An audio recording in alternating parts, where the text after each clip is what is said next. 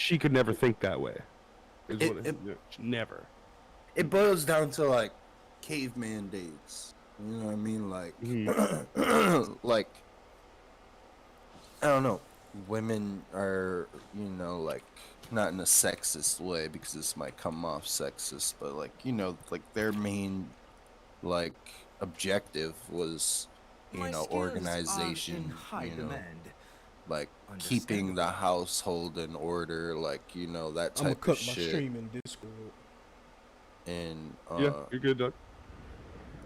And ours was like more like combat and all that shit, like obviously, like, you know, hunter-gatherer type bullshit. And I think that's where those mentalities come from.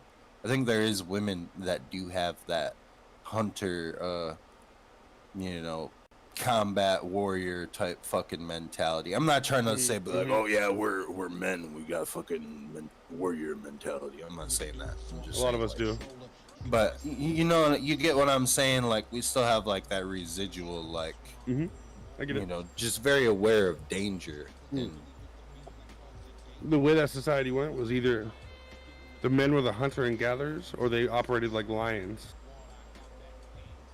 Right, and that's what I'm saying. Like, that's where all this mentality they're still the defender, they're still the protector, the more aggressive. You know what I mean? Regardless if they're the hunter or not. The females hunt with lions. And I think, like, over the years, women have definitely, like, there's a large percentage of women that have, like, kind of not adopted the same exact mentality, but they've adapted the awareness and the cautionary, like, aspect, at least. I think a lot of women have at least gained that, but there's, like, a small percentage of women that still haven't gained that. You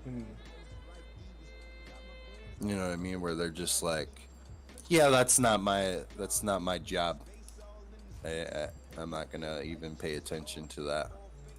It's not my job. Yeah, I get what you're saying. You know what I mean? Yeah, that's fair. Foot stitching. And I think it really just like also boils down to like childhood, like how like so between me and y'all, like her mom and dad, her dad would abuse her mom. But she still has that pretty common in old traditional households, to be honest with you. Yeah, exactly. But it's just interesting that she still has that innocence. Like, I didn't have that. Like, I didn't have like, my parents would fight a lot and it would get bad.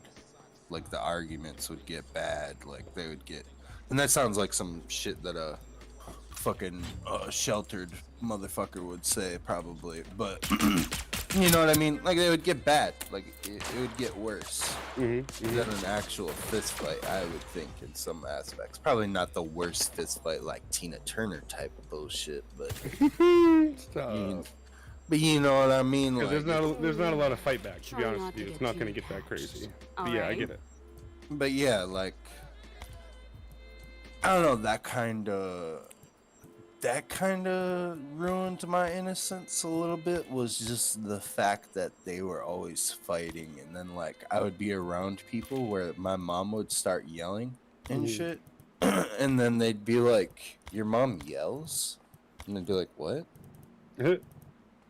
And they would like, I wouldn't know how to think. It'd be like, my mom fights niggas. Straight up, my mom literally fights niggas. Right, and I'm just like, what do you mean my mom yells? Like, my cousin Michael, back when he was alive, he like said, while we were all hanging out and shit, we're all smoking weed and we're all like talking about each other's parents and shit. He's like, I don't know how Aunt Lucy can yell all the time. And there's multiple Aunt Lucys in my family because we're Italian and we're dumb as fuck. Yep, no, I get it. Yep. Portuguese people do it too. Everybody, all the females are named Maria. Yeah. Their middle names. Yeah, goofy fucks. Yeah, literally just like that. They go by their middle names. And then the Filipinos do the same shit because my girl's name is Marielle. And Yes, her it's sister's Catholic. name Ladies, is. my loves. Yeah, it's just bro. It's very funny. Yeah, because the Portuguese are like thickly Catholic. I know some sisters, right? There's 4 sisters. 3 of them are named Marie. Does it come in red? Yeah, it's like, Yeah. bro, what? Why'd Your mom you named do all that? 3 of y'all niggas Marie? Like, you didn't think that was gonna be a problem calling motherfuckers at the dinner table? Like, what Nope, the because fuck? they go by their middle names. It's so Being in dumb. service of That's others. wild. Gross. School, that shit was funny. I've been recording this entire shit, but I don't know if it's too personal. Gonna liven up the place.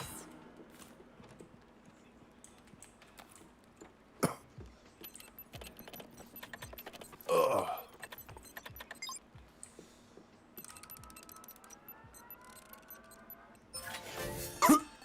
Oh, what a glow up.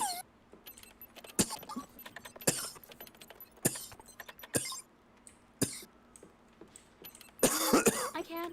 Arrival has deactivated a vault Yeah, bro. terminal. This weed, bro, hit me.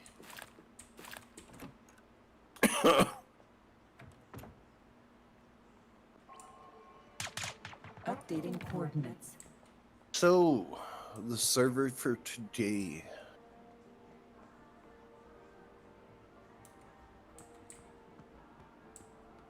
I started looking at some before I got offline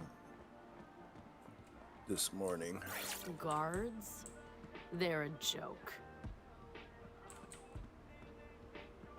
I didn't really see anything that really caught my eye too much. That venture was absolutely fucking insane, bro. Did you tell Johnny about that shit? Yeah, I told him how I died. Did you tell him about like the entire adventure? No, no, I did not. I didn't tell him about the helicopter or any of it. No. What the fuck, bro? So, bro, so we started off the adventure. Fucking, I think I was trying to fuck with my stream for like a Deploying my good vengeance. 2 hours. The best Yeah. place. Keep stopping, bro. No, Yeah, it was tell it real. annoying. Yeah, it was annoying as fuck. Like my internet connection or something just kept cutting it off, and then every time I wanted to like restart the stream, be like, all right, well that's episode 1, I guess. And then I would do the next one. I would have to like restart my computer and shit, and this happened like at least 4 times. Like it I had was to. hanging out in the game. You know, no work Yeah. was done for the most part. I could tell that Reggie was just like, I'm bored as fuck and I'm annoyed as fuck. This is retarded as fuck. Like, why is he fucking with this shit? And I'm just sitting there like hard-headed, like, no, it's gonna work. I teach him how to record. Yeah. I was like, I got this 5 There is terabyte. Why no are you vault streaming? terminal in this area. Yeah, I asked him, I'm like, yo, so I got this 5 terabyte. I'm like, how much footage do you think I could hold on that shit? And he's like, hundreds. And I'm like, oh, word for real? And he's like, yeah. Alright. So he starts, so then I'm like, alright, so how do we set it up? So we like do a YouTube video and all that bullshit, and we're like, we just figure like, alright, it's already working, fuck it. Rule? So Rule. we start recording from there. I know. But anyways, how we started our journey though in the game was cows and hunger. Yeah, we link up and we're starving to death. We don't have any guns, but we find some cows. And we're trying to beat them to death with a hatchet and a combat knife. Yeah, and Chasing them originally, through a giant field. wait, originally though, I was like, hey yo, you hear that cow out in that field? You should, go try to grab that shit. I'm gonna try to, start this fire. You know? So he like goes looking for the cow. He can't find it. So my fuck it, I'm gonna go find it. So I go out there and I go find it. And I find 3-4 cows in a field. And I'm like, word, I found him. And then he comes over there. So we're both over there. And then we start fucking with him. And I'm like, Bro, I don't want to do this shit. I give up. Bro, yeah, because keep juking us and shit. Yeah, bro, they're juking the fuck out of us in this field. And Reggie's like, hit each other. and Reggie's like, nah, I'm not gonna give up. I'm like, nah, fuck that shit, bro. Give I'll up. do my best. And then he's just like, nah, and I'm like, all right, fuck it. Why not? We crouched. Yeah, it was the crouch tactic. Yeah, so then he figured out the Snuck up on him. crouch tactic. Yeah, we sneaking up on him. It's just, so we like came up with a whole ass strategy. Like on Because some it's an AI, scientific right? shit, bro. You can sneak within a certain distance, and once you got to that distance, you have to sprint at it and attack. Yeah, You bro. get hit it one time. Like, you know how motherfuckers that play football, they like huddle and they have their little plan and shit. I felt like that was us, but with cows. In the middle of like a hay bale. Yeah, bro, just like, all right, how do we fuck with these motherfuckers? We gotta get scientific about this shit. So, we got that Get shit cows. out. Yeah, Come on. killed them all except for one, I think. Yeah, we left him in the woods and told him to tell the story. We were talking about a farmer that left him in the field and was like, "Stay here, you'll be safe." Yeah, because we just couldn't get him. Like, we just couldn't get these cows. Yeah, so we Yeah. cooked up their food. And it wasn't a whole lot of food. Like, it was a lot, but we ran through it pretty quick. Like, we were starving pretty quick. Or we weren't starving, we were thirsty. So, but we knew that we could get water from, just eating meat or eating fish. So we started fishing. We after that, we traveled for a while. And we were like, let's fish by this river, by the train tracks. So we cut down some trees and we cut down this bush and we put the fireplace in the bush. And then we fucking start fishing and all this shit. Fish. And then the server restarts and then the bush is covering up the fireplace, but it's still there. So we're like, bro, this is lit. It's all covered. It's like a Dakota fire hole. I don't know if you know what that is. But it's basically just a way so motherfuckers can't see your smoke have or the same your suit. flame from your fire. So we're kind of excited about that. We start journeying from there to fucking military zones. We run into some that are fogged out by poison gas.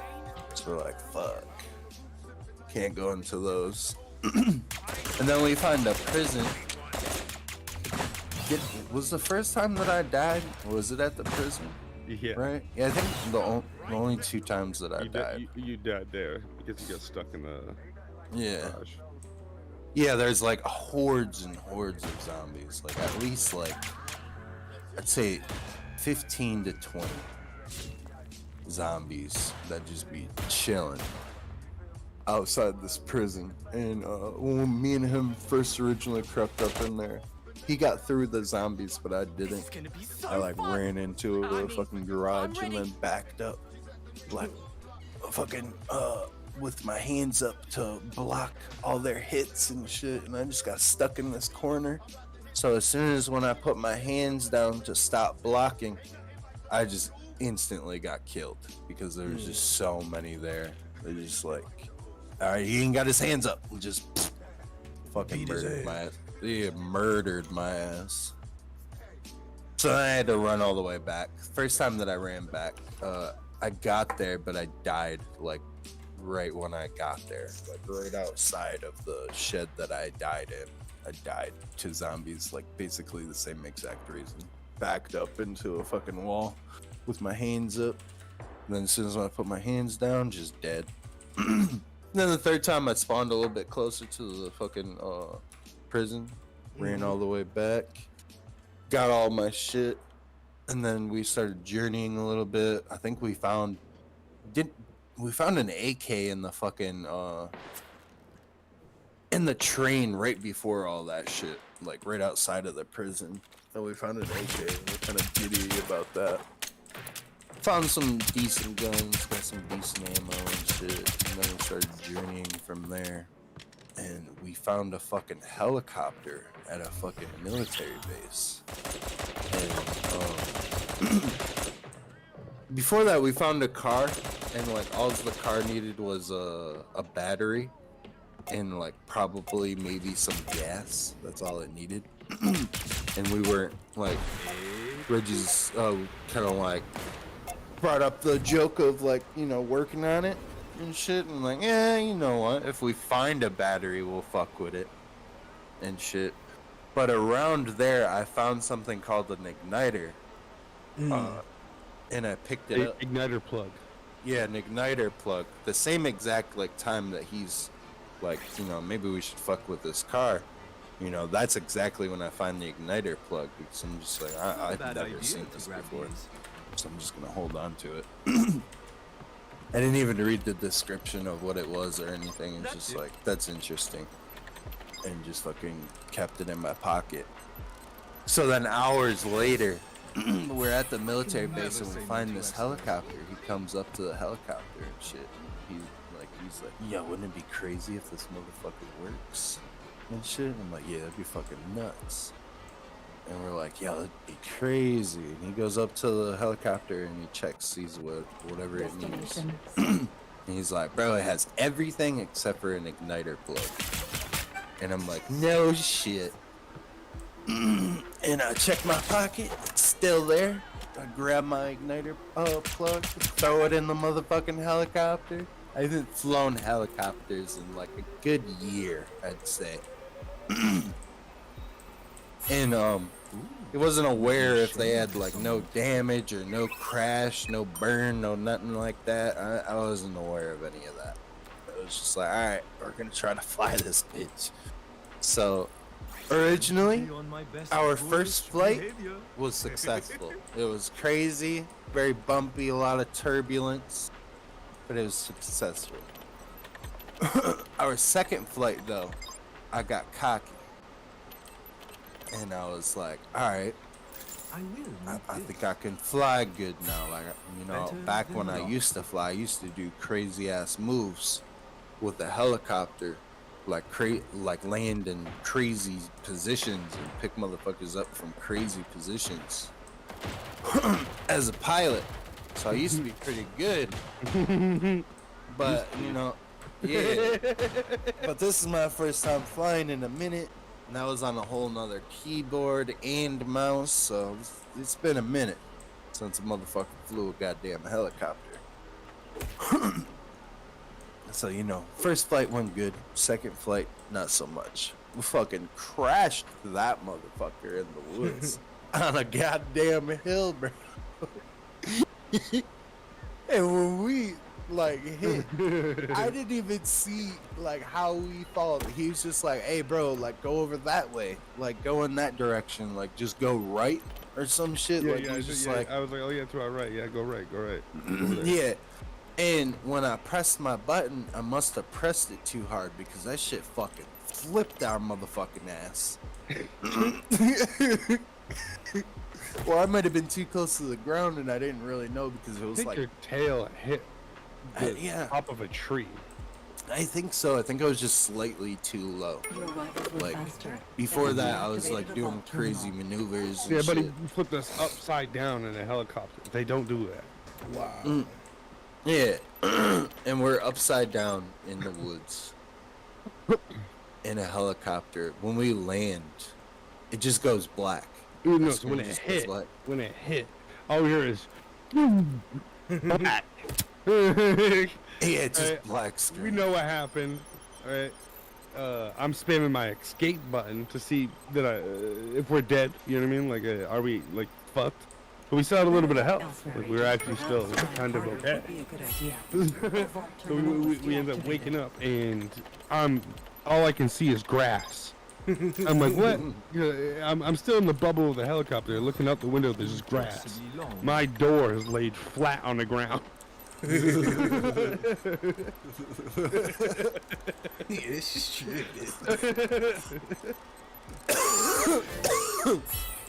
So then I come up with a plan. I'm like, all right. So we're probably gonna die from two ways. we're gonna try to get out of this helicopter and it's gonna glitch us and kill us. Or we could stay in the helicopter and try to flip it and potentially blow it up or kill ourselves from damage, from impact, of whatever. You know, so it was just like, basically we're fucked either way. So my plan was, right, It is called I was flavor. thinking, Not sure I since like it. when we hit the fucking, we crashed, we had a little bit of health, like Reggie said. I was thinking, okay, so we'll just sit here, let our health regen. You know, it'll take a long time, but we'll, like, you know, get some health regen. So if we do take damage from some kind of crash or some kind of bump from me trying to flip this helicopter, potentially we'll still be okay. You know, we could probably survive it. So we sit there for like, I'd say 10, maybe 15 minutes. And we're just like, you know, let's just be patient. And then I'm like, you know what, fuck it. I'm gonna kick it on and try it. And he's like, alright, fuck it. So I start trying to flip this shit for about like 3 minutes the first time. And I can't do it. And I'm just like, alright, fuck it. Actually, I'd say it was about 5 minutes. 5 solid minutes of me like really trying. And then Reggie's like, well, you know what? Fuck it. Cut off the helicopter. I'm going to try to hop out. He hops out. He survives. I'm like, word. So I get out. And shit. And we like look at where we're at. And I'm like, oh, fuck. We're up against a tree. So I cut down the tree. And then I hop back in the helicopter. And then he hops back in the helicopter with me. And we start to try to flip it again. Can't do it again. Tried for like a solid another like 3 or 5 minutes. Couldn't get it to flip. Get out again, and I'm like, fuck it. I'm gonna like cut down even more trees because we're stuck up against another tree. For me like wiggling around. Because I'm in first person in a helicopter bubble looking. You can't go third person. Yeah, I can't see shit, bro. I'm just like really can't see shit. And just seeing like what level of the world I'm on. Am I sideways? Am I upside down? Am I upright? Like that's all I can see. And I was never upright. Never got it that way. But so I get out and I cut down the fucking forest like below us. So, you know, I'm thinking, I'm gonna like wiggle this motherfucker back and forth. It's gonna start falling down the hill and I'm gonna get caught up on more trees. So I'm just gonna cut them all down now. So I do that. Go get them. Try to wiggle the helicopter again. Try that shit for like good 5 minutes. I'd say like it was at least like 15-20 minutes of solid like effort of cutting down trees and getting in the helicopter, trying to wiggle it up. Couldn't get it out. So we're just like, fuck it, let's get out of here. Such a problem. Yeah, just like fuck it. I'm like, we didn't lose anything, we didn't gain anything, fuck it. So we just start journeying. At this point, we're pretty tired. It's been a long time, and we're kind of like bored, you know, like there hasn't really been shit going on. Like we cooked a bunch of food, had a bunch of like RP moments, but that's about it. You know, had like some crazy adventure with the helicopter, you know, that was cool, but we didn't get into no gunfights or anything. Right. So we're just like, all right, you know, we're kind of at our journey's end, but we haven't said that to each other yet. But I can tell that we're both like kind of feeling it, just like, hey, you know, I think this journey's done. And we see a helicopter crash like off in the distance, smoke coming off of it, and you can get good loot out of these motherfuckers. So we go over there. And I start, we get like close enough so I can like start shooting some rounds off at the zombies that are surrounding the helicopter. So I start shooting at them. And my bullets, I'm shooting 45 ACP at these motherfuckers out of an ump, but this motherfucker ain't hitting. Like he's just not putting it down, not really. I'm way too clever. So we get swarmed with zombies. I think I get knocked out, right? and Reggie starts getting chased, and he like goes to pull out a melee weapon, and he accidentally pulls out a noob tube. And you know, the same way you use a melee weapon is the same way you use a gun. Left or just mouse button. Right trigger to pull up your hands, or right trigger to aim. Yeah. Right mouse trigger. So he just does his muscle memory and fucking blows his ass up while I'm knocked out on the ground. So I wake up. All the zombies are dead. All of them are dead. I think except for maybe one. I get up, fucking pull out my, I don't remember what it is. I think it was my fucking Makarov or whatever the fuck, my IJ. And I put down the last zombie and I just like kind of look around, start looting the helicopter to like see what we died for. We died because of 2 308 guns and an interesting like AK fucking / Galil variant, like some kind of hybrid gun. Fucking some good loot. Like we died to some really good loot. Like some decent shit, like some one tappers. Like if we would have shot a motherfucker with these guns, it would be having an advantage. Yeah, it's pretty good little first adventure recording. This is a straight up PvE one too, like I feel. Like it was just a straight up PvE experience. But it just goes to show you how crazy DayZ can be. Like, we didn't have any interactions with people. We just let our journey and our decisions make one of the craziest fucking experiences on DayZ ever happened. On a fucking PvE fucking scenario, basically. Yeah. I heard one gunshot, and I never found him. I mean, we heard gunshots, but they were super far, but I heard one that was kind of close. Yeah. Extraction vehicle on standby. I'm kind of hoping to get into something good tonight, though, but I'm not quite sure what to play on. Maybe another day one or something.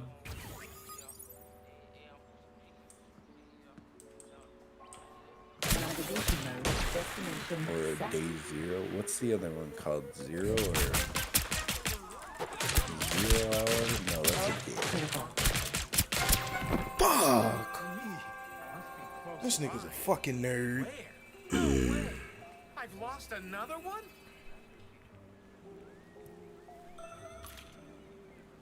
GG. Running all the way around the fucking map. Be a man.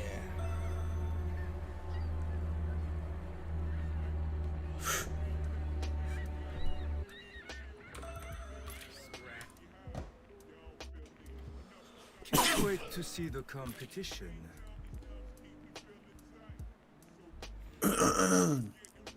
What are those hardcore servers called?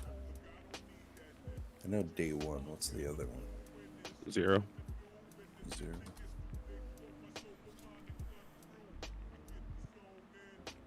Like I said, 0 has more stuff, but like mods and such.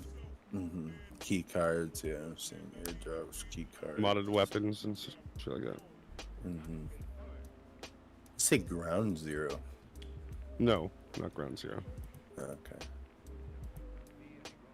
I don't know what that is.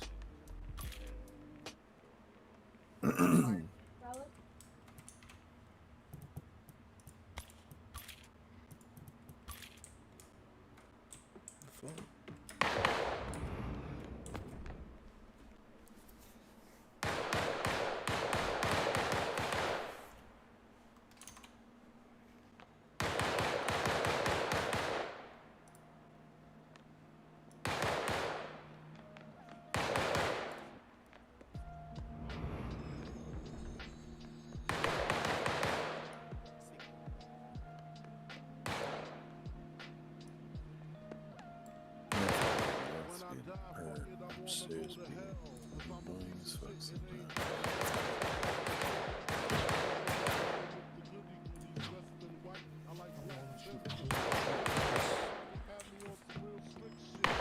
No sleeping on that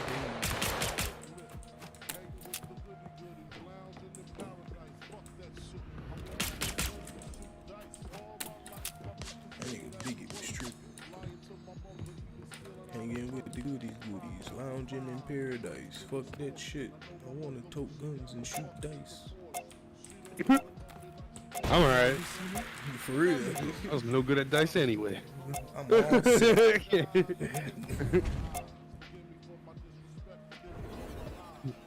And I already know that there's Glocks in heaven. They're perfection.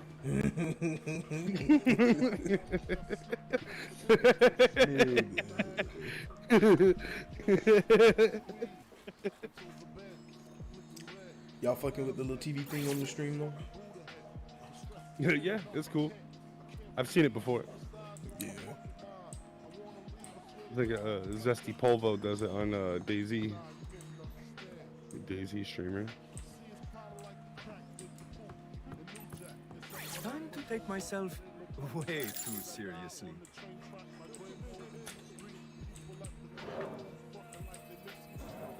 The fuck? Key card.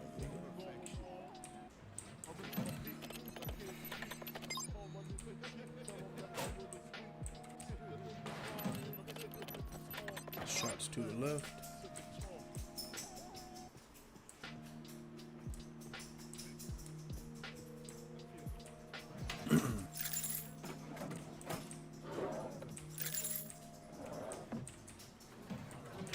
Shit does take time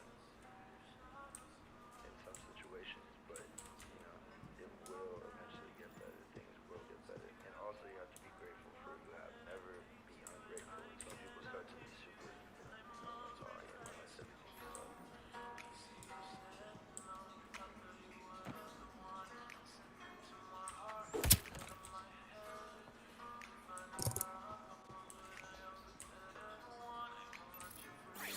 This suit is really ill-fitting.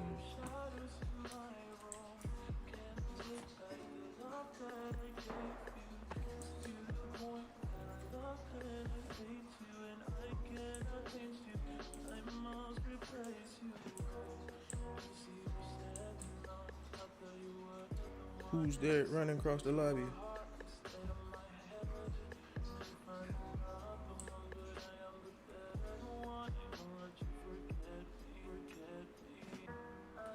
I got a victim right here.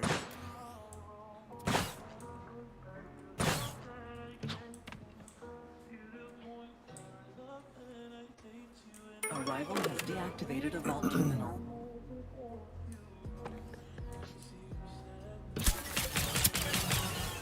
This is not. What? That's crazy. Ah, this nigga, bro. Yeah. Fuck me, bro. It was obvious you would pick moi. Okay, so this video I made was created 3:51 a.m. Alright, bro.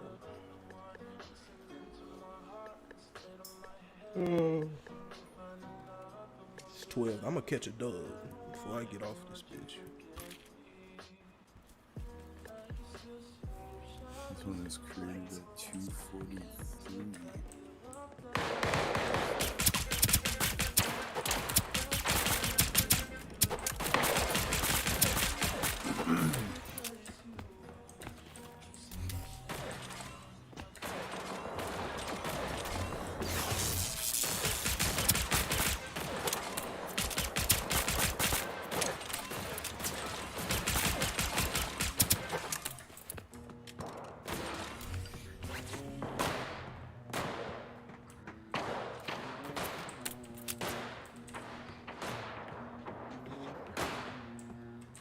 Oh, more Did I toys beat to your ass play with. before? Y'all niggas don't like me or something.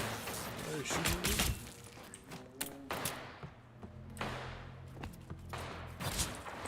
me. Man,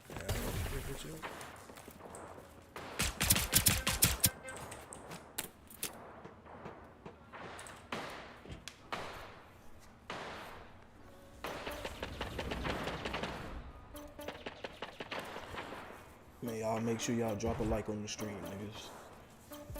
niggas. Already did. Appreciate you, gang. Oh, Help me yeah, out so- one time with the algorithm. You on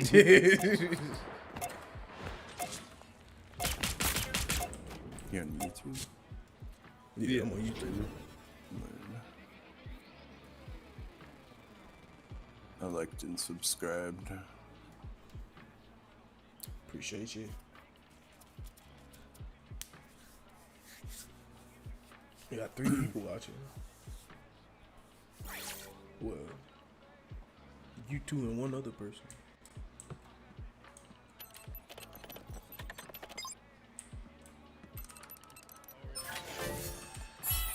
Trying to rename these videos first before I find another server.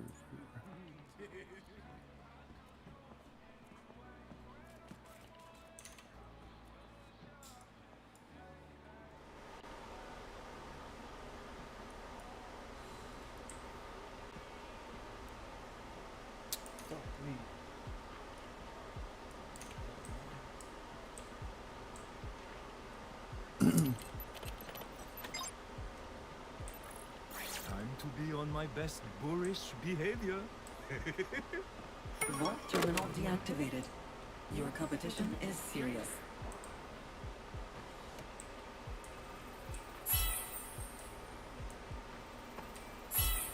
Better than a lock. A vault terminal deactivated. Sheesh. Updating coordinates. Ooh, these motherfuckers are zooming, ain't they? I guess it's my turn.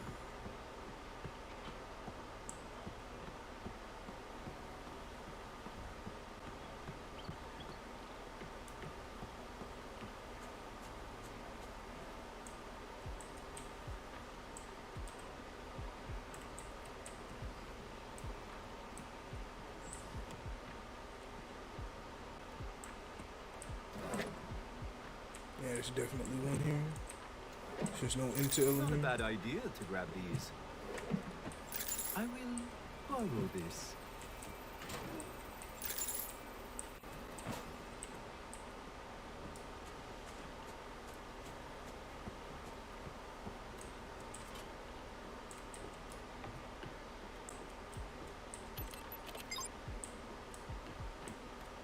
It is called free labor.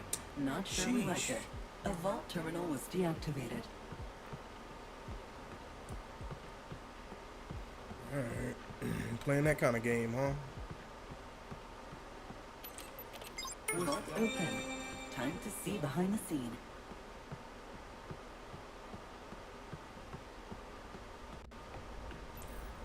All substance, no style. We'll see who wins.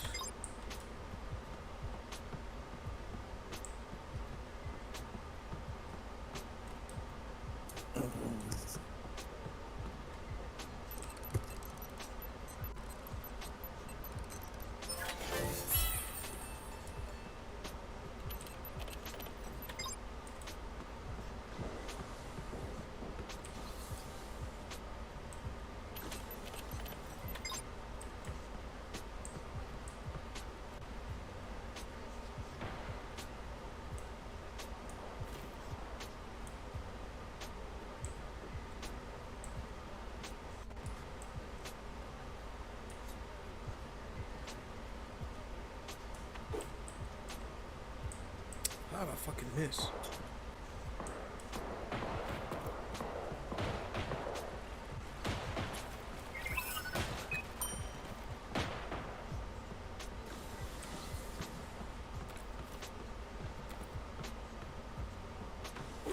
I would love to say truly feel bad for you.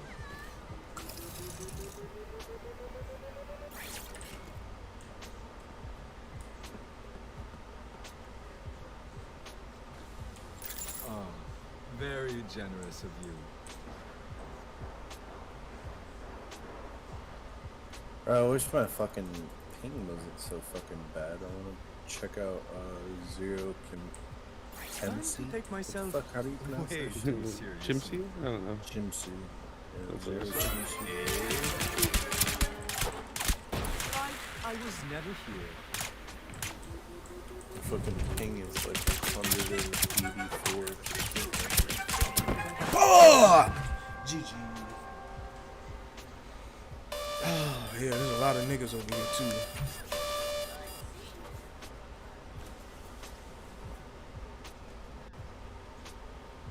There's a nigga behind you. I want to see who wins this one. I might load up into Oh it shit, just to he just walked past the nigga too. see how laggy it is actually for me.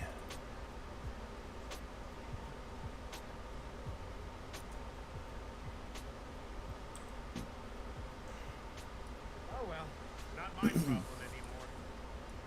I'll be right back. I'm gonna go grab a cigarette and something to drink while these mods Kill are him. downloading. I'm about to hop on Zero Good job. Chimsy to see if my connection is like, you know, horrible. Word. Because if it's still playable, I'm gonna still play it. I don't know if I'm gonna play just because I'm pretty tired. But if I do, it probably won't be for very long, to be honest. Word. For sure. I didn't sleep very well. Everyone will remember this amazing victory. I'll be right back though. I bet. Well, yeah, I was up all night and then I got a kid, so I gotta be up. Yeah. Fine, fine, fine. Sucks to Just suck. Yep, these are the things that, you know, we fathers sacrifice. This is why we have Father's Day. The holiday that's ranked certainly the 18. finest choice you've made today. Yep, I can smell it coming.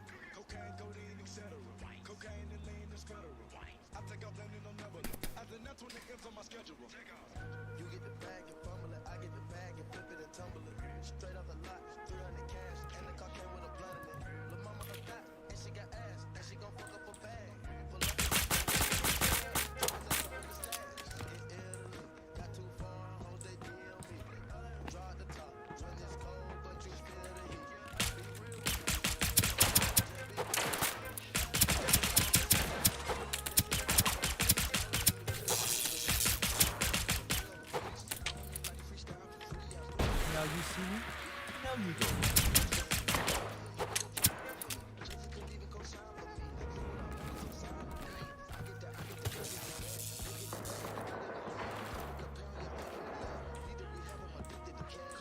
Oh, more toys to play with. No safe is safe from me.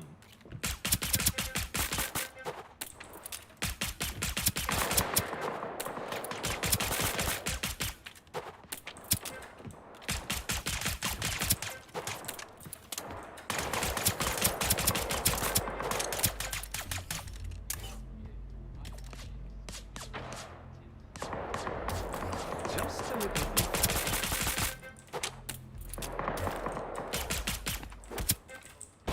One of these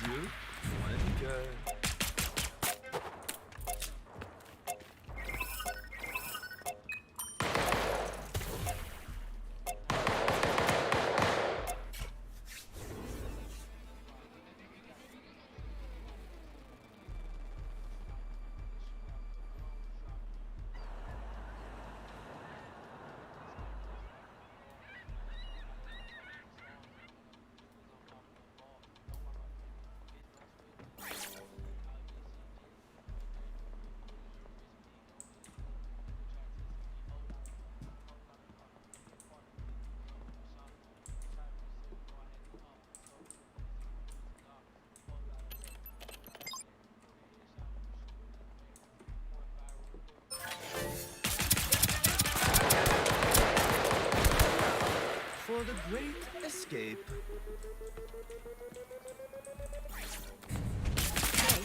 It was me all along.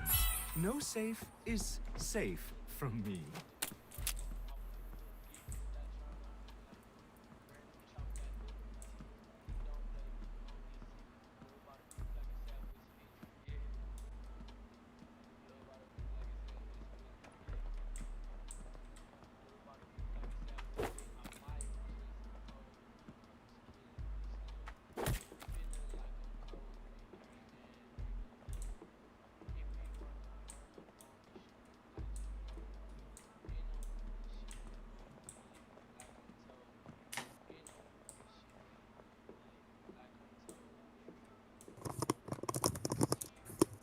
Alright, I'm back. Welcome back. Okay. Make me a sandwich real quick.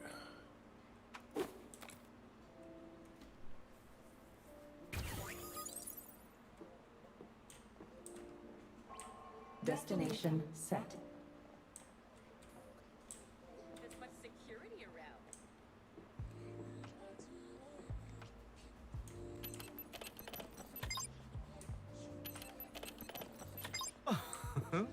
Facile.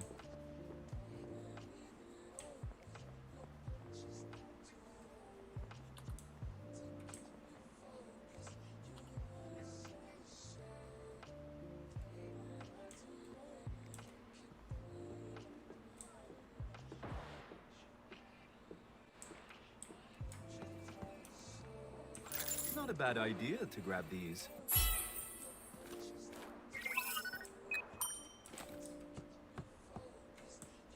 A vault terminal deactivated. Next time, try to do it yourself. Vault terminal deactivated. Must be nice to have others do your job.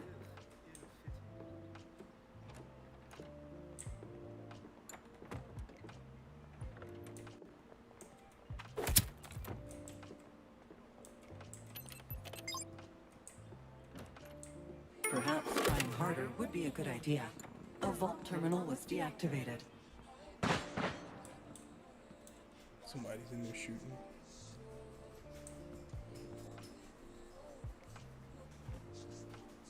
Vault open.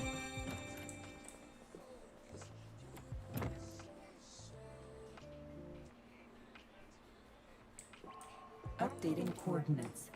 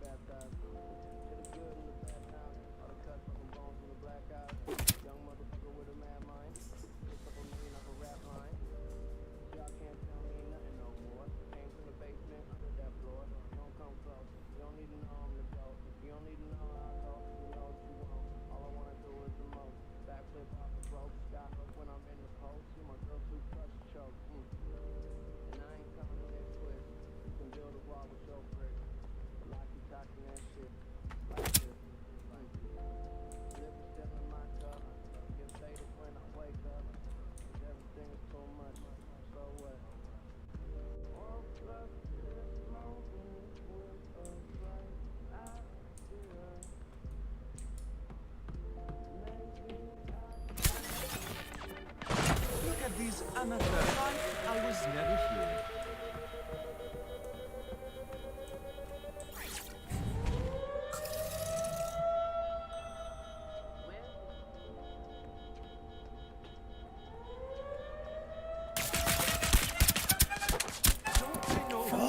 Fuck. That's crazy. How much health do you have? Never mind. I'm not paid enough for this. I gotta catch a dub. Fine, fine, fine. Just let me finish my coffee first.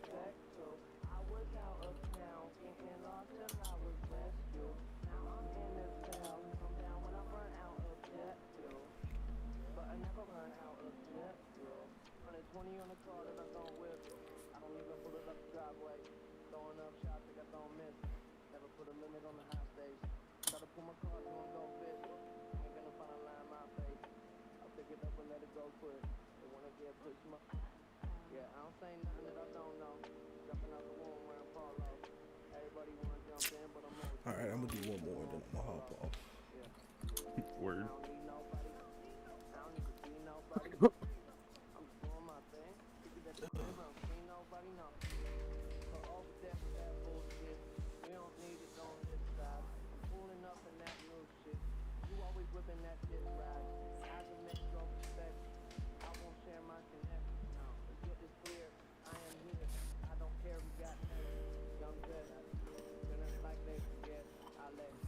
That was a good sandwich. You know what sucked though? Didn't have any chips. Sandwich without chips, bro. F's in the chat. Yeah, R.I.P.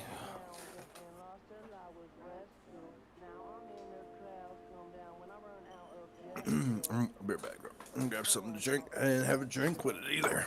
You know, I'm just fucking up today.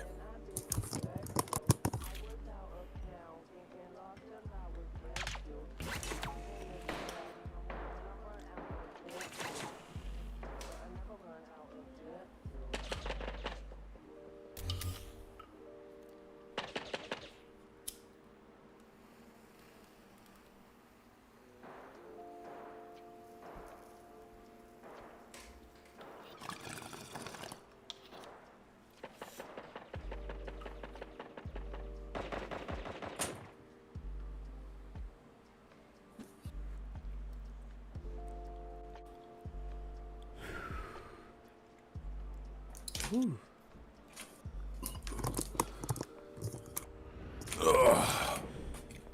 Whew. That shit was spicy. I'm probably gonna go to sleep here in a few hours myself. You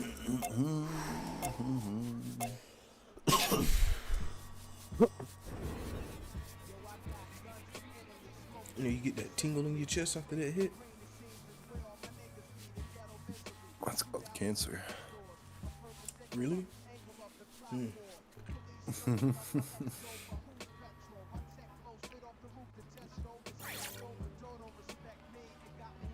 Get the sweats a little bit. It's good weed. Time to be on my best boorish behavior.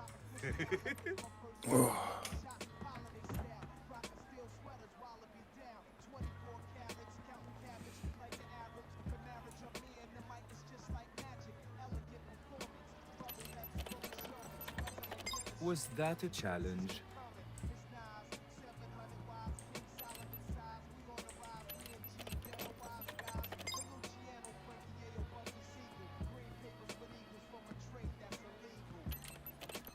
Oh, got it. Waiting for 12 o'clock to hit so I can see what my paycheck is. Fucking like filled with so much anxiety before.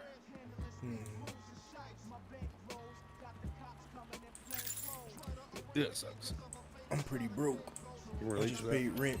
So. Simple enough. Highway robbery almost. In the middle of the month? That's crazy. What? Oh, yeah, I paid it when I signed my lease. Now we go. It's interesting. That is crazy to get to do it in the middle of the month. It's kind Cool, of though. weird. Whatever works, no matter. Either way, it's got to get fucking baked. We have been told it is just like your granny's chicken soup. I gotta pay for all this marriage shit. I'm supposed to pay for the Airbnb. Supposed to pay for my paperwork.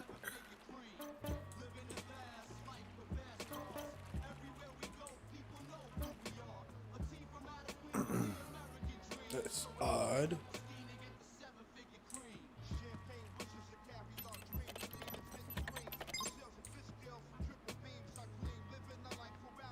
I have to pay up my credit card. Got all kinds of shit I gotta do. And I have no idea if I'm gonna have enough money for everything I have to do.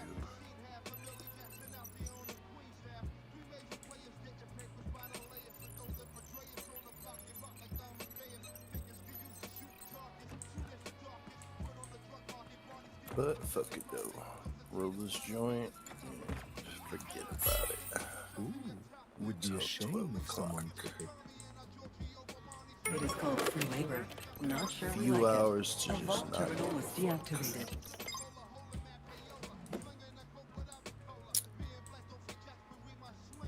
And I'll spend the rest of the day tomorrow giving a fuck.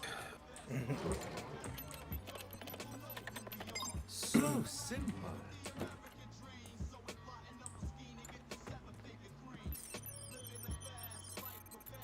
Forgot. So this paycheck that I'm about to get tonight, and then I get one more on the You have wasted your 30th, time. There is no vault and terminal then I here. get paid the 14th of July. So I only have 2 more paychecks after this one to make sure that everything's fucking Gucci. And in July I have a day off because of fucking the 4th of July. So that's gonna fuck me slightly. Unless I get paid for it. If they give me holiday pay, then I'll be okay. But if I don't get holiday pay, it'll kind of fuck me. But I don't know that whole situation. Not yet, anyways. I imagine they're gonna announce it the closer we get. Someone's definitely gonna ask. I mean, I'm definitely gonna ask in the meeting. Like, yeah, we getting paid for 4th of July or what? Facts. I didn't ask for that day off. Navigation mode. Destination set.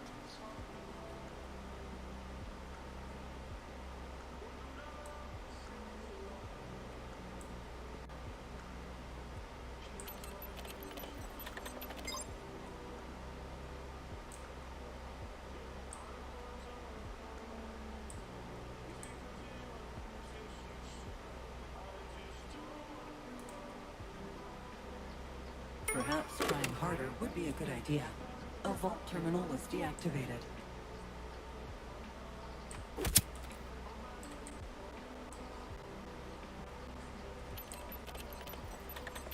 And that is how you do Vault terminal deactivated. Must be nice to have others do your job.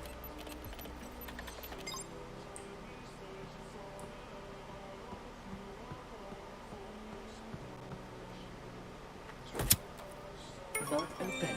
Infiltrated at your earliest convenience. substance, no style.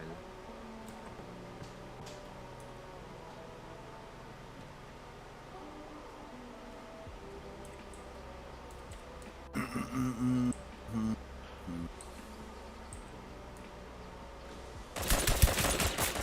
would love to stay longer, darling, but I've got to go.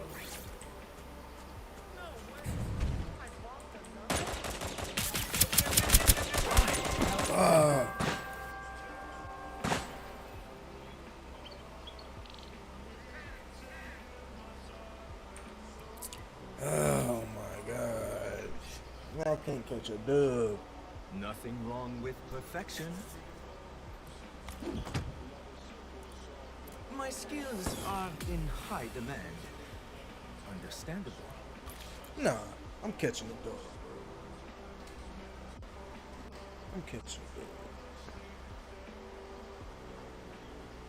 dub. I got to.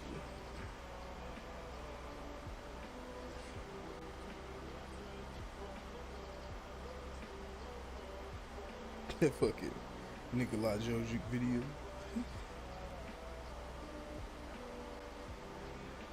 What? That video you tagged me in?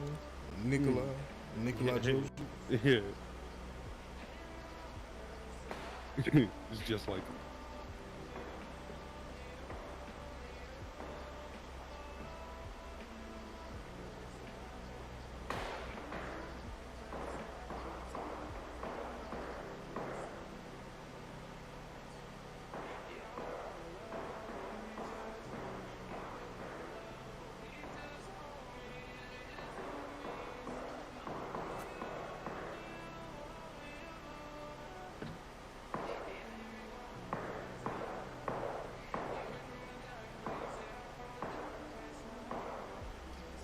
We got one more episode to go before we see Gear 5.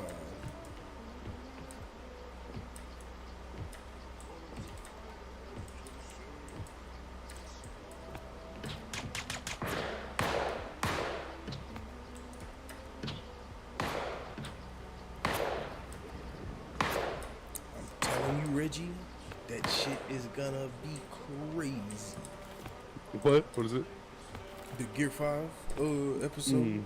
Yeah.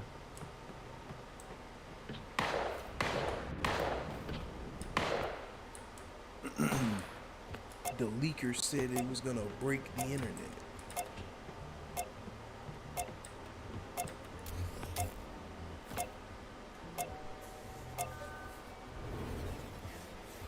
Shit, I'm about to send y'all the chivalry clips that I just stumbled across.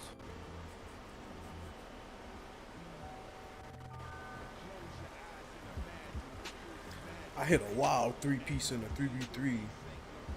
Like second day we were playing shit. Oh, this is yours?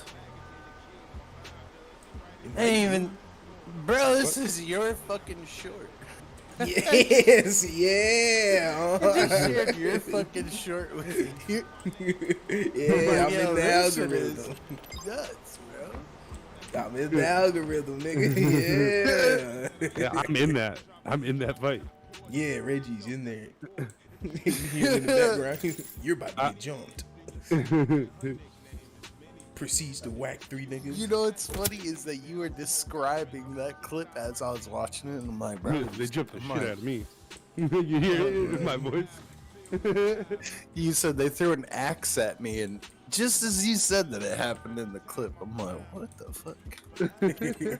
And then I share it to you and Reggie, and then I read the name at the top. I'm like, oh shit. Nigga, we made it.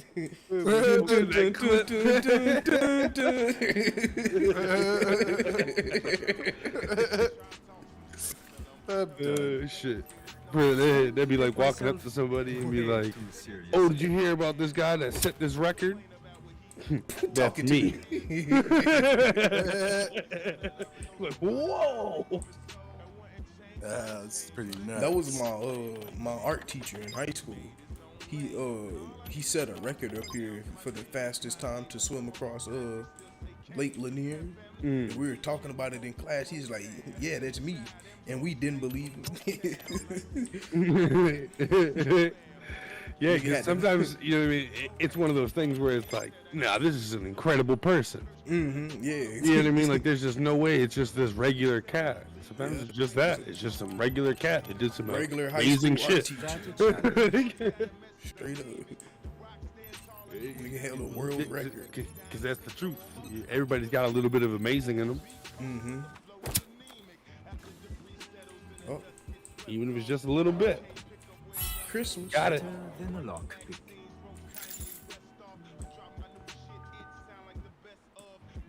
Breakfast.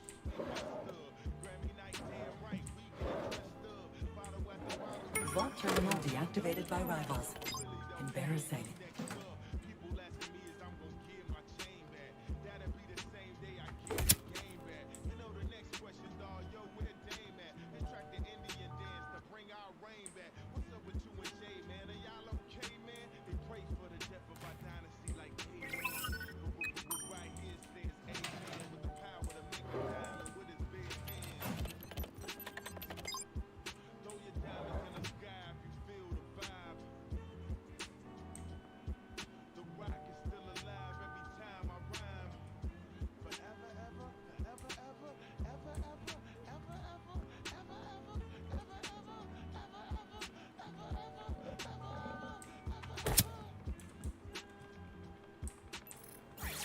This suit is really, ill-fitting.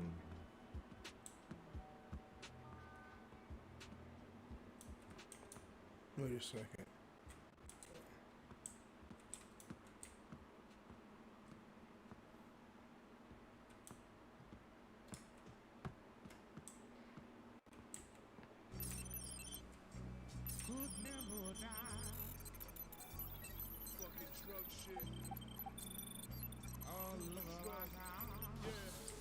There is no vault terminal in this area.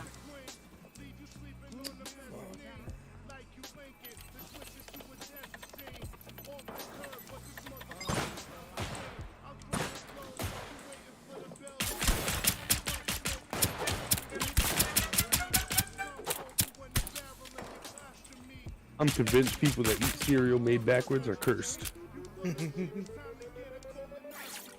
If I have to explain what made backwards means, I already know you're cursed.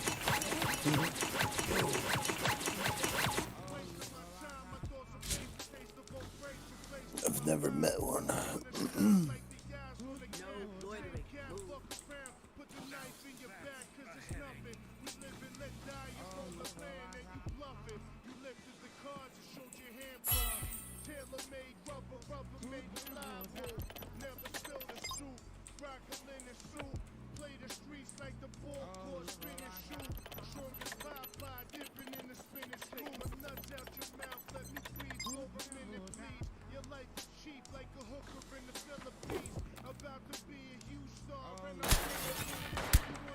Health critical.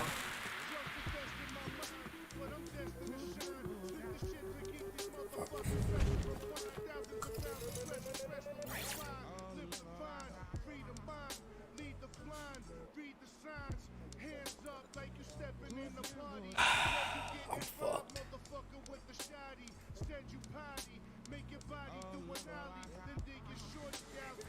I'm fucked.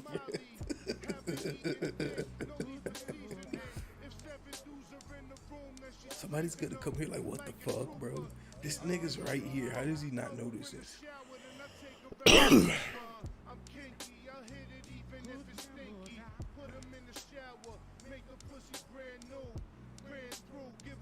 Fuck.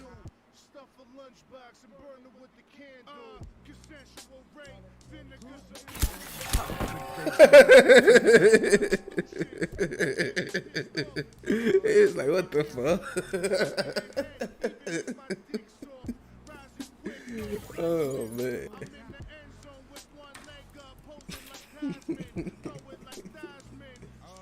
Nothing wrong with perfection.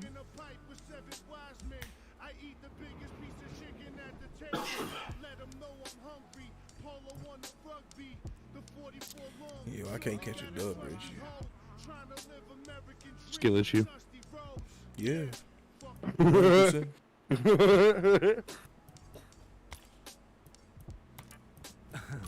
Remind me, what do I get out of this?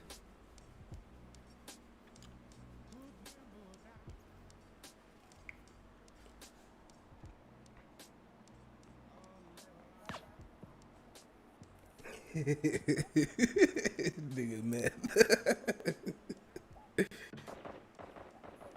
Yeah, let me check out this clip.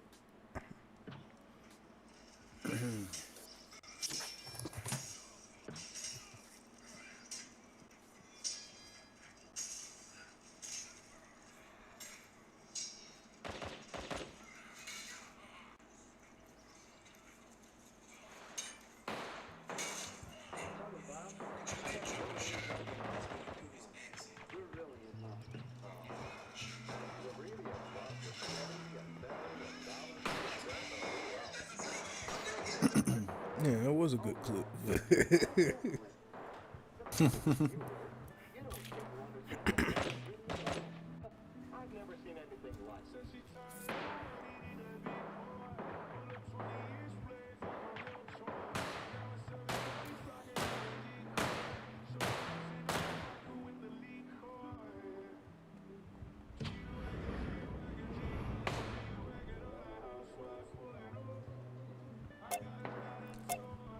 Oh shit. I don't even know what map we're on. Fuck. Silver Reef.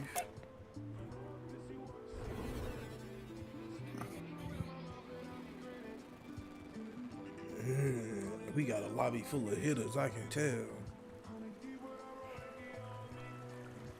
I think this is the one, Reggie.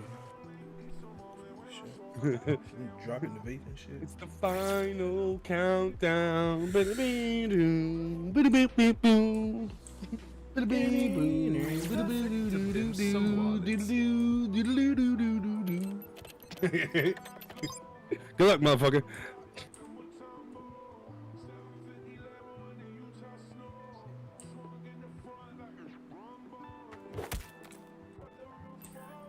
Time to be on my best boorish behavior.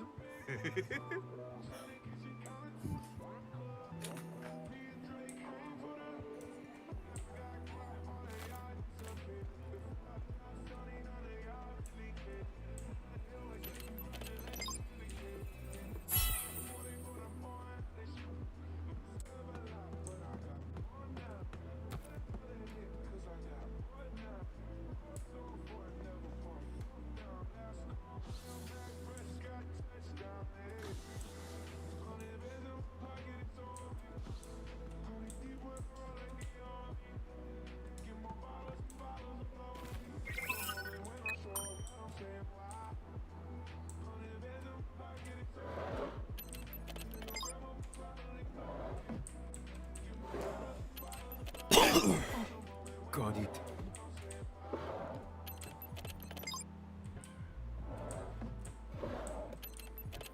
Oh, easy. One more.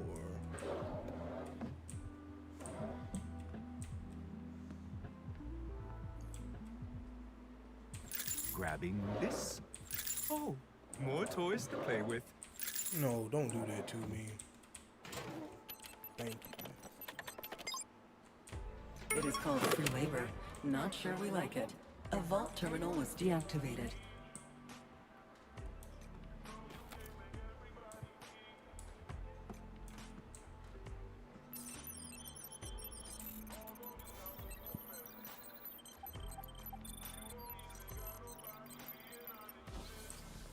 Scratch this position. There is no vault terminal here.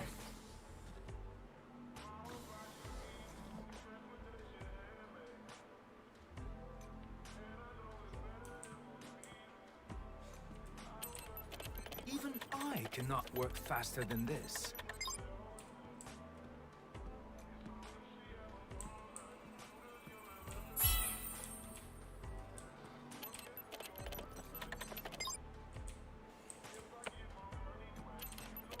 Not even complicated, just long.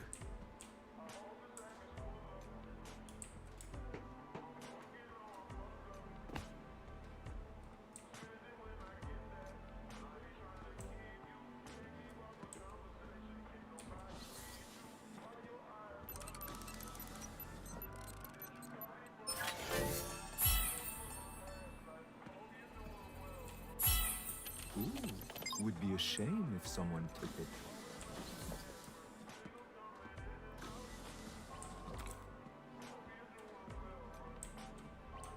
Destination set.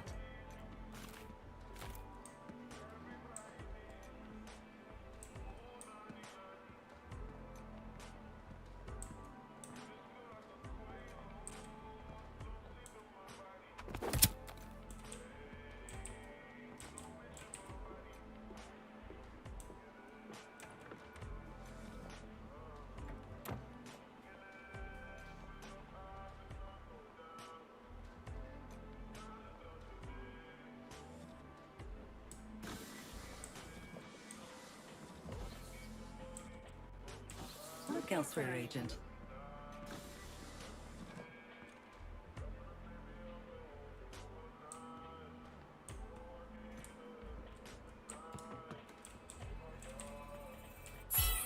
Better than a lockpick.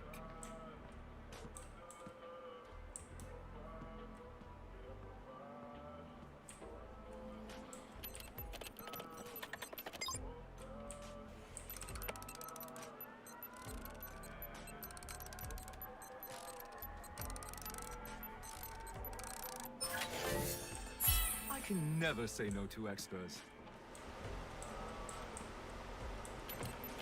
Oh, impossibly long.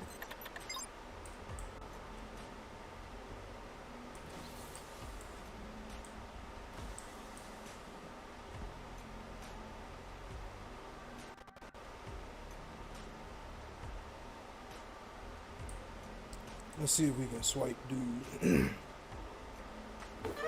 Now, for the great escape.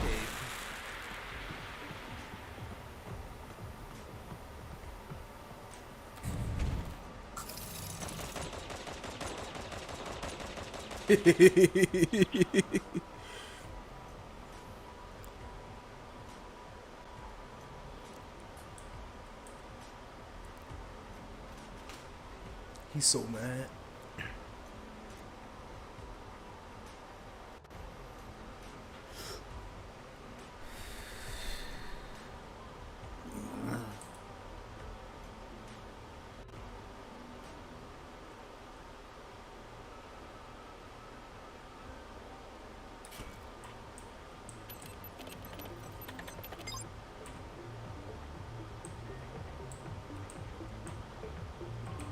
Navigation mode, destination set.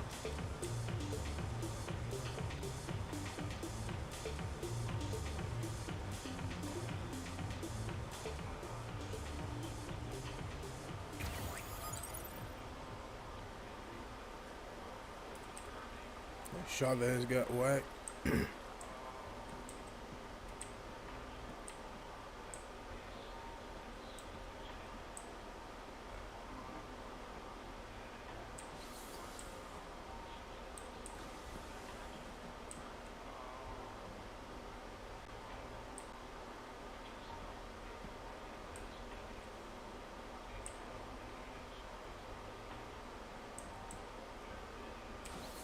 You have found a vault terminal. Good job. Arrived at the designated coordinates.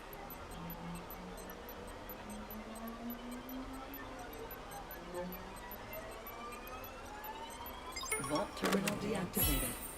Who taught you how to do this?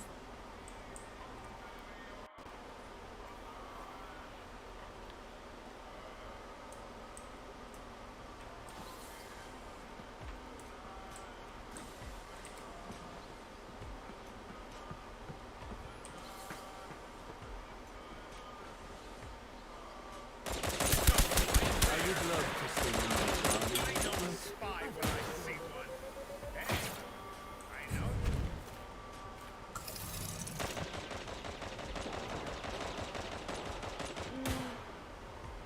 Them niggas tripping.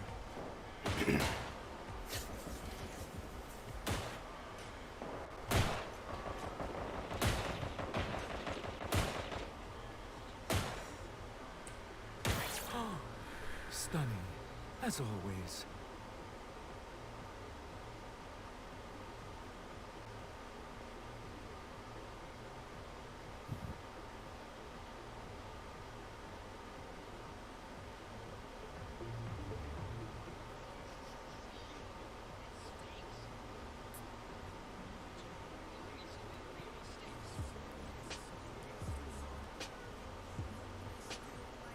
Do not be alarmed, but Arrival has deactivated a vault terminal.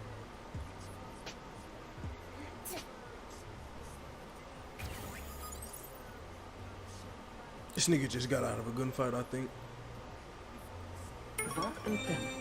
Stay on your toes.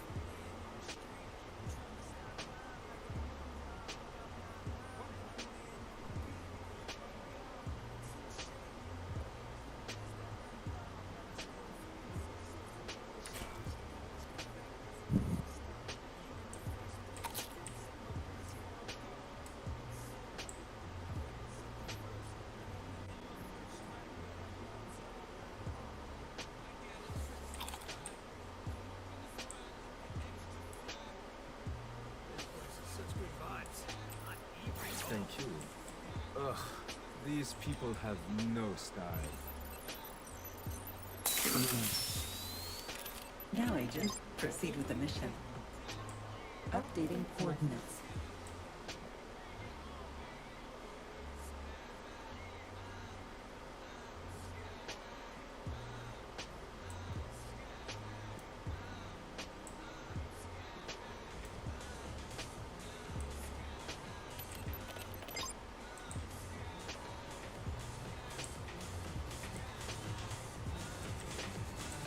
Destination reached.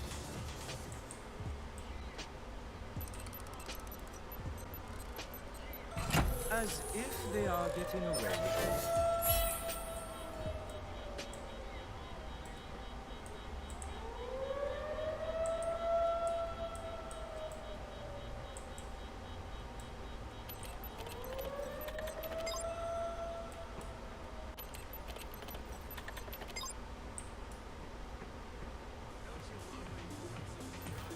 Can you believe these shoes?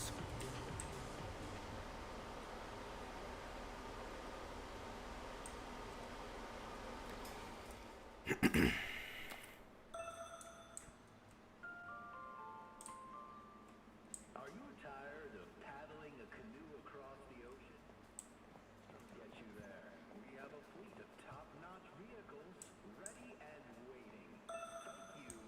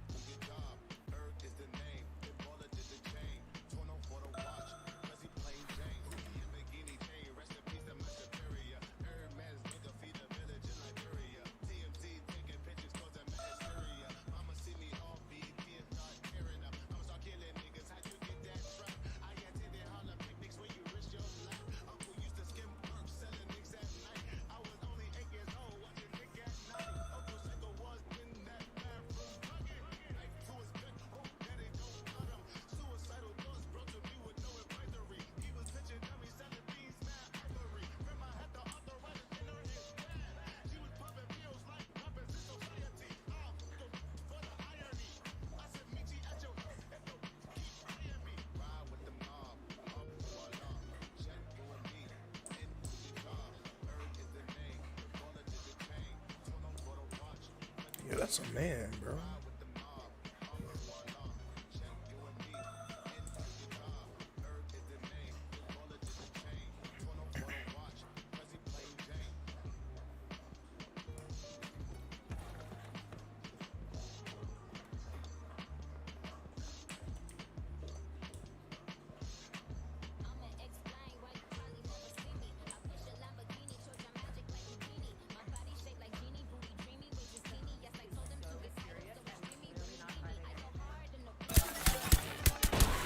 I was never here.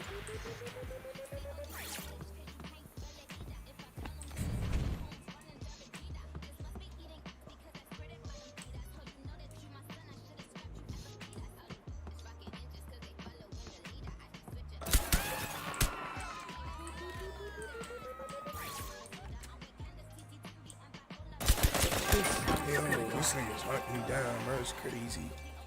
It's the same nigga, bro.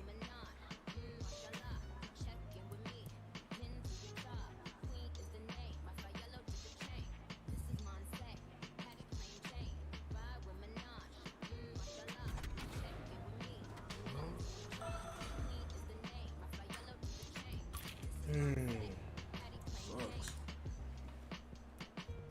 Now, that's certainly the finest choice you've made today.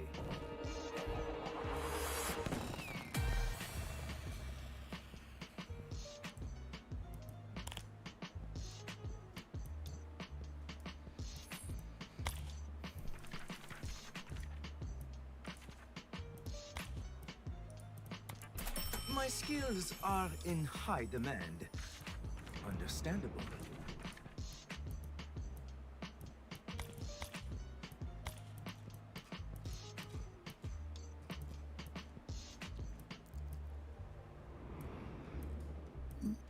Which one did I just unlock? The blue one?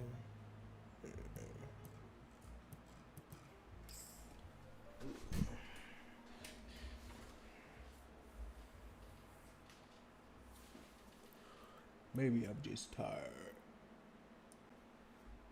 Probably. Ooh.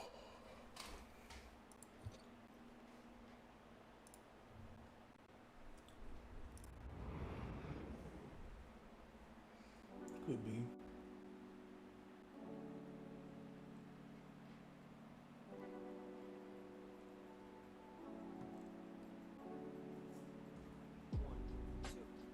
This man Charlie got a video on the Flash.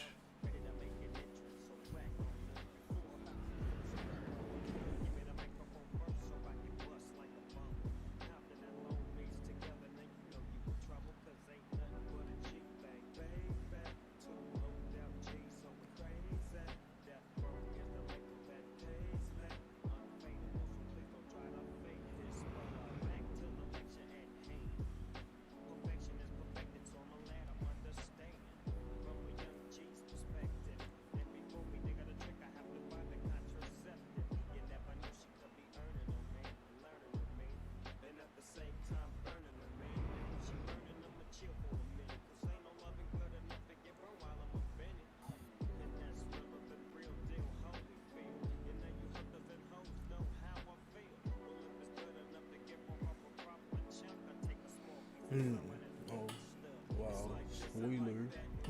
You fight Darth Vader again in Jedi Survivor.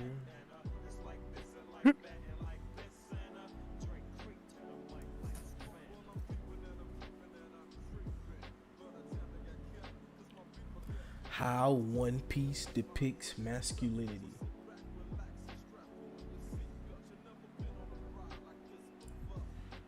This looks interesting.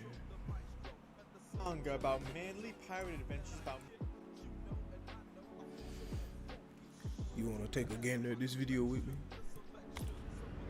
Sure.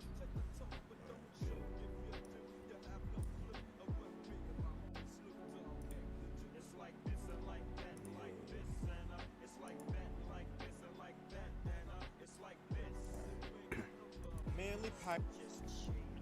Let me know when you can see it. Yep. Oh. Alright, hold up.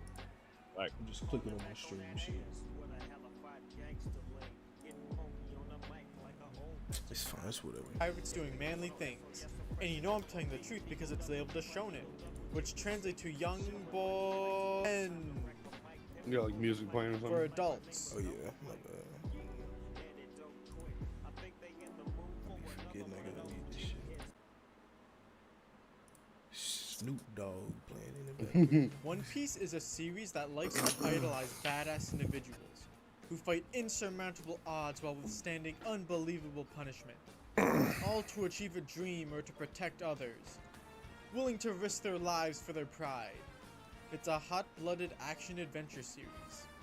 But it's not all about fetishizing this ideal of masculinity. The series is prone to poke fun at or even outright criticize masculinity in certain forms. It's no coincidence so many of these manly men are prone to bawl their eyes out whenever something remotely sappy happens. Keep in mind that when I say masculinity, I'm talking about a wide range of subjects that One Piece uses. Honor, dignity, pride, respect, courage, recklessness, duty, Bushido. None of these concepts are specific to male characters, mind you, as I'll use some female characters as examples. It's just masculinity is a good catch-all term for these subjects. Masculinity isn't the most prominent theme in One Piece, but it's rooted much deeper than most fans realize. So deep that the series begins to form its take on masculinity clearly in Chapter 1. The very first image of our favorite rubber boy is one where he, for no reason, does something stupid and reckless just to try and convince others that he's a tough guy. Luffy has a juvenile idea of what it means to be a man, and by extension a pirate. He thinks it is simply to be the baddest guy around. When Higura the bandit tries to pick a fight with Shanks, Luffy can't understand why Shanks would let it slide and laugh it off. Why let a jerk like that walk all over you? Shanks could have easily dealt with Higura, but why go through the trouble? Besides not wanting to make a mess for Makino in the town, Shanks has another reason for letting it slide. There are thousands of jerks like Higuro throwing their weight around, and as Luffy comes to understand later, fighting each and every petty battle is stupid. It's only going to drain your energy away and distract you from the tasks that actually matter. We're gonna keep coming back to Luffy, as the bulk of these ideas are told through him. It's only when Higuro threatens a friend that Shanks feels the need to intervene and get violent. Shanks demonstrates that power exists to be used for meaningful actions, and if you would use it just to lord over others, then you're not a real man. Higuro's gang will point guns and make threats to try and get people scared, to play up how strong and serious they are. Meanwhile, Shanks and his crew simply pull the trigger. They don't care about making threats or proving how badass they are to strangers. They care about protecting their friends and their way of life, even if it means sacrificing an arm. Self-sacrifice is another common theme in One Piece, and it is a pretty manly thing to do. Here it's viewed positively, because Shanks only gave up an arm. He has another one, but you only get one life. Rarely do I see people discussing when sacrifice is viewed negatively in One Piece. Yes, when older characters like Whitebeard or someone who doesn't have long to live like Pedro sacrifice themselves, their lives ending in a blaze of glory is seen as the best way they could have ended their journeys, as they were coming to an end anyway. This also applies to parental figures protecting helpless children. But if characters have an ambition to live for, and a reliable group of friends, then dying is often illustrated as irresponsible. What happens more often is characters will use abilities that risk harm and burn them to exhaustion for a moment of power. Calling back to Shanks' sacrifice. Your life should be the last thing you give, but what good is a long, healthy life if you can't protect the things you care about? Be willing to give something, to risk something. Luffy's gears, Law's giant room, Enma, Monster Point, Robin's new demon thing, they're all over the place. These techniques aren't bad, but they must be used responsibly. Luffy pushed himself harder than he ever had before, doping himself over and over to try and save Ace. But Marineford was no place for a rookie. Luffy's contributions didn't amount to much of anything, and he lost so much in the process. That's why after reflecting on that loss, Luffy took 2 years to train, because simply risking your life and putting your neck out isn't guaranteed to work. Yes, Luffy continues to use reckless techniques like Gear 4, but he's since become more mindful of that fact. He'll lean on his crew or even background characters to carry him if need be, and he's willing to practice and train so he can get further results. The series is always going to romanticize risk-taking, but it will condemn foolishness and an unwillingness to accept help. Leaning on others should be the easiest thing in the world, but some idiots are boneheaded enough to think they can solve everything themselves. The way of the samurai is Bushido, and while it varies wildly throughout pop culture, it can generally be described as a code of honor that involves accepting your duties and not causing trouble for others. So it's no surprise many samurai from the Wano country end up being pretty pig-headed. This is first shown through Kinemon and Momonosuke, as they have to learn what parts of their honor and pride are worth compromising for their own well-being and their mission. But not all samurai are as humble as Kinemon and Momonosuke. Odin was a man too great for Wano to contain. He inspired many people within it to follow him, and yet he's quick to run ahead and abandon them.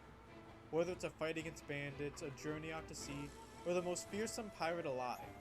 At every step of his journey, Odin would never be humbled and forced to reevaluate his own strength. Nothing in Wano could challenge him, and his journey at sea was under Whitebeard's protection.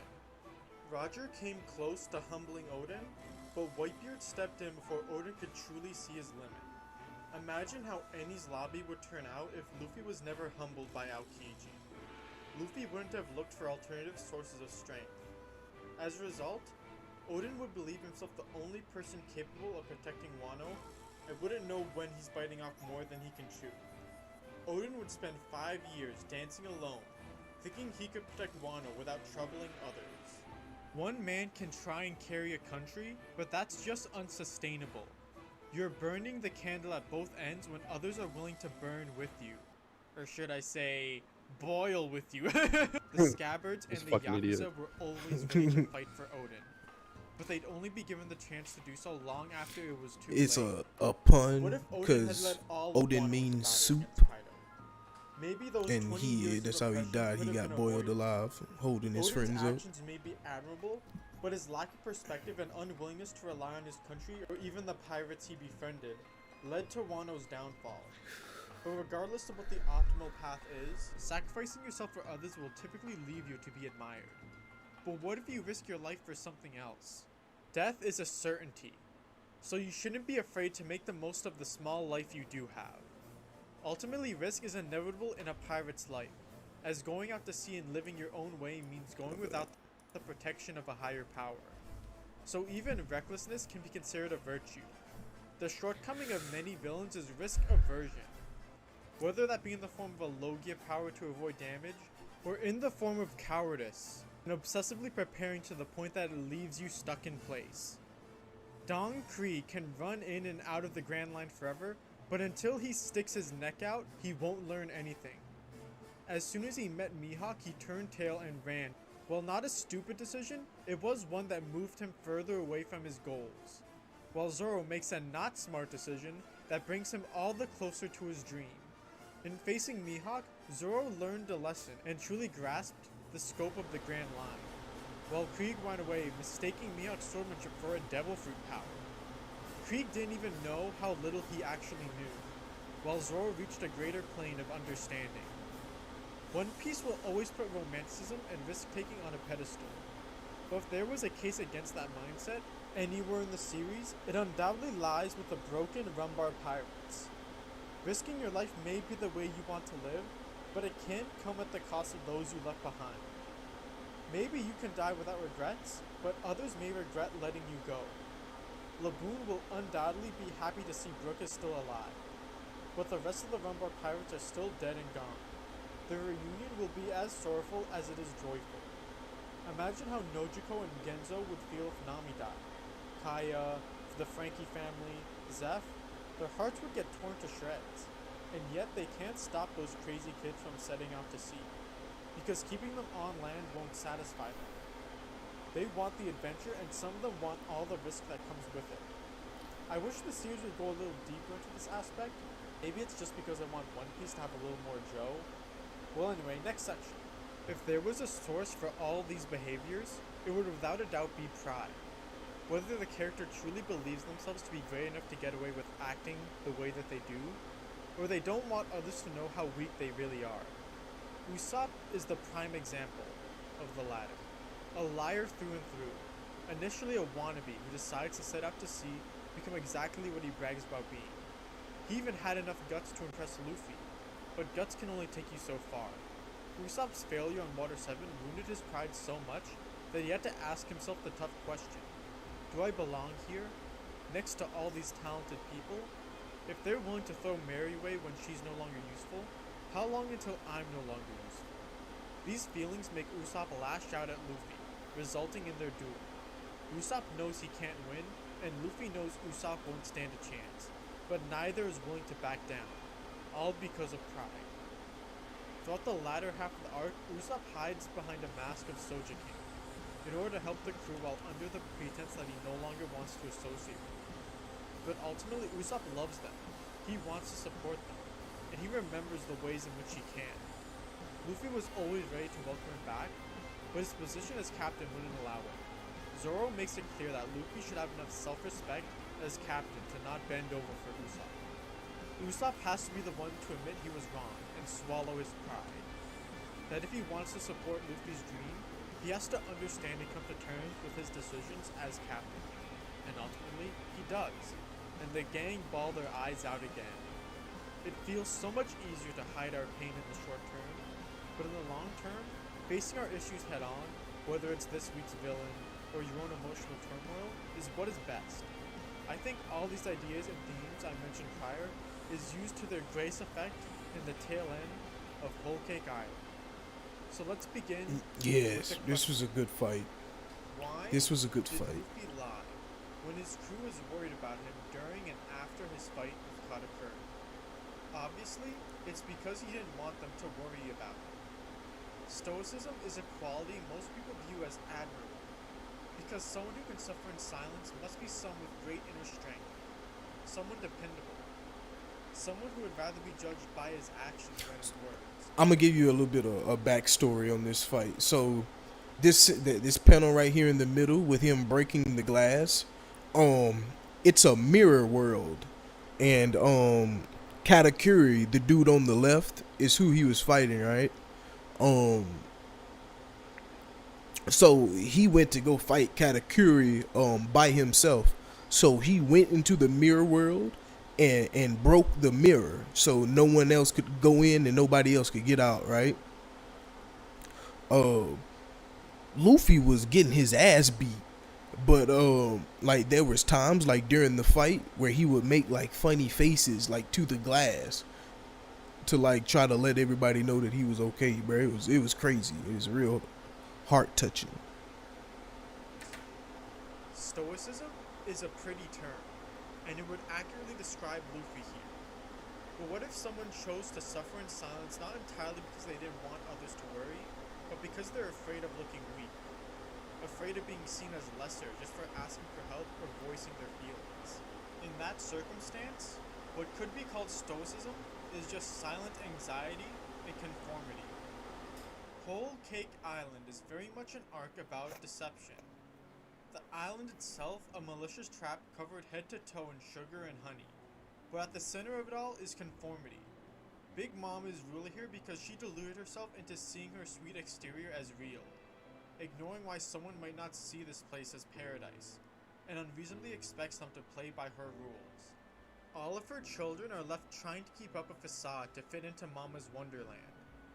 Cracker gives himself the rough exterior of a warrior, but beneath that armor is a man afraid of pain. Pudding plays the part of the perfect girl, but behind her mask is a tangle of conflicting wants and emotions worthy of its own video. Behind Sanji's attacks is a cry for help. So what does everyone's favorite big brother hide? On the outside, Katakuri is an image of perfection, the strongest sweet commander, a man who's never known defeat, big or small, a man whose back refuses to touch the ground under any circumstance, someone who eats alone because food is simply fuel to be consumed. He's perfect, he's untouchable, he's faster, stronger, smarter, and has a greater devil fruit than the other guy. But that's not who Katakuri is at all. Not really.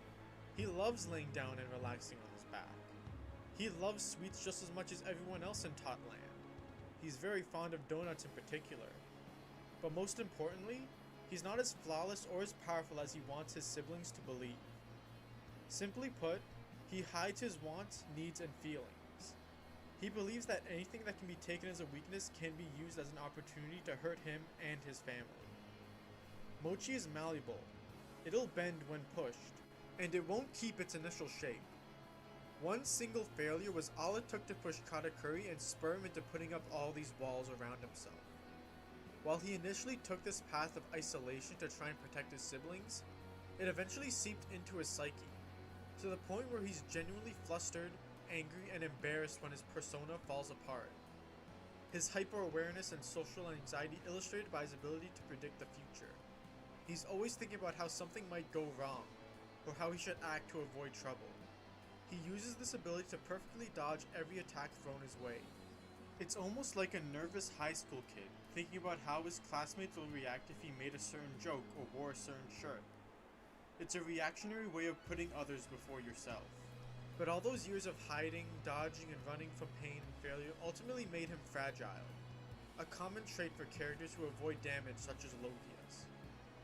His power was still great enough that most couldn't even land a hit on him, earning that fearsome reputation. He wouldn't know defeat until meeting his foil. While still exceptionally durable, his resilience is nothing compared to a man like Monkey D. Luffy. Luffy is selfish, gluttonous, childish, and loud. Luffy doesn't get embarrassed when he shouts his intentions and ambitions, even if he gets laughed and jeered at in the process. When Luffy isn't happy about something, he will let everyone know about it, even if it means picking a fight he might not win. Luffy isn't a man who fears failure. If he dies in pursuit of his dreams, so be it. That mindset has allowed him to fight, succeed, and get his ass handed to him over the course of the series. But rubber always bounces back. Every failure is a chance to learn, and Luffy always makes the most of it. Risk is inevitable in a pirate's life, so why be precious with your flawless record, or your reputation? Even when it's clear Katakuri has the upper hand, Luffy decides to face him head on anyway, because Luffy still has things to learn, and he wants to surpass the 1 billion berry man. Throughout the fight, Katakuri keeps trying to make himself appear invincible, but he doesn't fool Luffy, not even for a second. Luffy has seen through the persona, but he doesn't laugh at Katakuri. If anything, his respect for him simply grew. Katakuri lets his anxiety freeze him in place. To him, simply falling on your back is a source of shame because it's proof that others can shake you. Katakuri's fear of failure keeps him from growing at the same rate as someone like Luffy. Because he guards himself from failure, he also guards himself from change. Furthermore, Luffy's desires are never suppressed like Katakuri's, and this allows him to pursue his goals, connect with others, and ultimately be at peace with himself. But unlike Big Mom, who can't control her desires, Luffy can restrain himself when he needs to. Katakuri conforms so heavily to his stoicism that he can't truly connect or be supported by others, and can only be happy when he's by himself, which is a sad thought in and of itself. Moreover, if there's something Luffy can't do or some weakness he can't cover, he has a family he can lean on. The Straw Hats won't ridicule Luffy for every shortcoming he has, giving him all the more confidence to run wild. But Katakuri doesn't have that luxury. Not only are some of his siblings unwilling to accept his true self, but as long as he keeps up that wall of stoicism between him and his family, there's only so much the ones who would accept him can do for him. They can't help him when he's in trouble, they can't give him reassurance, they can't share a good meal and laugh together. They can only be a weight on his shoulders. If Katakuri did open up, some would act like Flampe, but Brûlé certainly wouldn't. Oven might have talked as if he understood what Katakuri's reputation meant to him. Even if the majority would laugh at Katakuri's mouth, he can still find those that truly care for his well-being and happiness. Katakuri can dodge 100 punches and pound Luffy into the ground hundreds times more.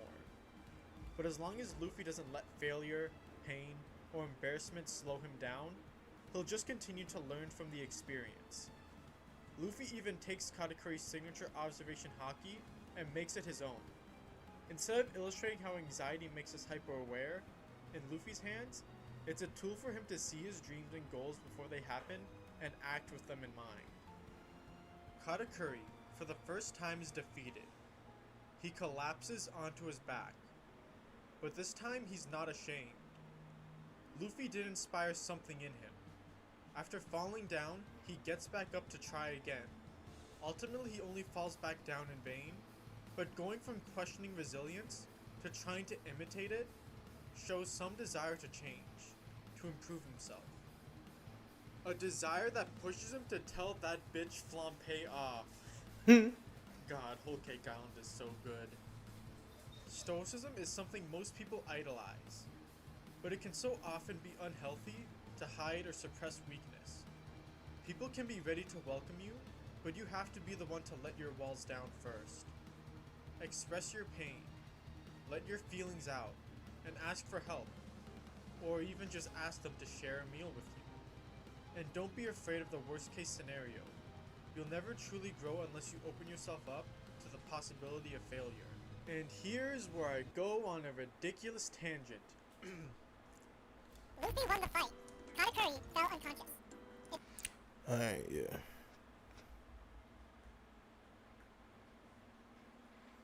Good looks on that, my boy. Curry is a fight about how running from pain and failure It's about keeps you that from time for growing, me though. and that stoicism Yeah, and same. conformity are a detriment when taken too Where far. dog? Be easy. Luffy will address Be his easy, bro. shortcomings and work to change them, to better pursue his desires, whereas Katakuri hid his flaws and feelings to his own detriment, only deciding in the final hour to stop running and to face the challenge head on.